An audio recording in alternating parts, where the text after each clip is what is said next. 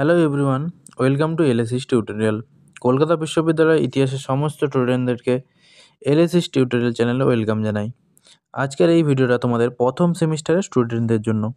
তোমাদের যাদের প্রথম সেমিস্টারের ইতিহাস জেনারেল বা এমডিসি পেপার হিসেবে রয়েছে তাদের জন্য এই ভিডিওটা অতি গুরুত্বপূর্ণ। এই ভিডিওর মাধ্যমে আমি তোমাদের 2024 সালের যে ইতিহাসের প্রশ্নপত্রটি অর্থাৎ বিগত বছরের সেই প্রশ্নপত্রটি শেয়ার করে দেবো। তোমরা কিন্তু অবশ্যই এই প্রশ্নপত্রটি খাতায় নোট ডাউন করে নেবে এবং নিজেদেরকে আগেভাগে এক্সামের জন্য প্রিপেয়ার করে নেবে। তাহলে আর বেশি দেরি করছি না, আমি সরাসরি মূল ভিডিওতে আসছি। তাহলে দেখো, তোমাদের কিন্তু সিলেবাস অনুযায়ী 75 মার্কসের এক্সাম হয়ে থাকে, যার মধ্যে তোমাদেরকে 5 মার্কসের, 10 মার্কসের এবং 20 মার্কসের প্রশ্নের অ্যান্সার লিখতে হয়। 5 মার্কসের 6টি প্রশ্ন থাকে, 3টি তোমাদেরকে লিখতে হবে। প্রথমে দেখো, যে 6টি প্রশ্ন 2024 সালে এসেছিল, প্রাচীন ভারতীয় ইতিহাসের উপাদান হিসেবে প্রশস্তির গুরুত্ব আলোচনা করো। এটি ছিল প্রথম প্রশ্ন, ঠিক আছে। তারপর যে প্রশ্নটি এসেছিল, ভারতের মধ্যপ্রস্তর যুগের প্রধান বৈশিষ্ট্যগুলি আলোচনা করো।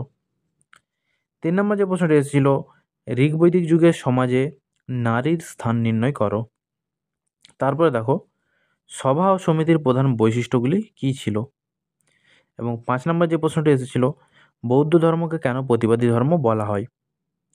তারপরে দেখো, আজীবিক ধর্ম সম্পর্কে একটি সংক্ষিপ্ত টিকা লেখো।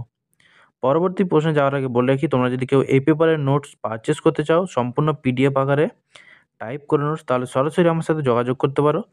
আমি কিন্তু স্ক্রিনে আমার নাম্বারটি দিয়ে রেখেছি, সেই নাম্বারে যদি আমাকে কল বা মেসেজ করো তাহলে আমি তোমাদের পিডিএফ শেয়ার করে দেবো।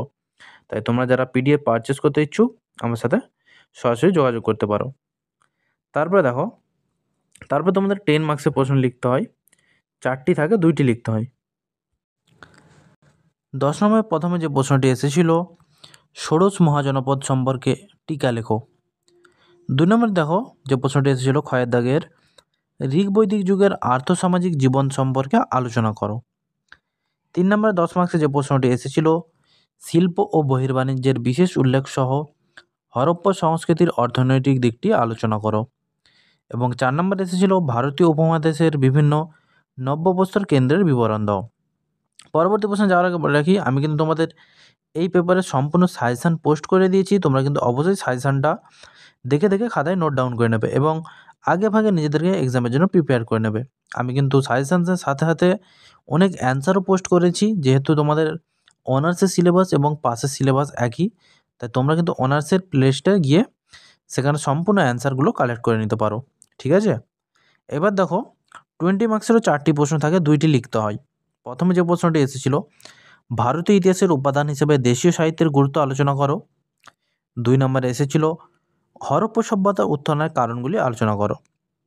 3 নম্বর যে প্রশ্নটি এসেছিল, ভারতের তাম্রপ্রস্তর যুগের সাংস্কৃতিক বিকাশ ও বৈশিষ্ট্য সম্পর্কে আলোচনা করো। এবং লাস্ট প্রশ্ন এসেছিল, হিস্ট্রি ও ইতিহাসের পার্থক্য নির্ণয় করো।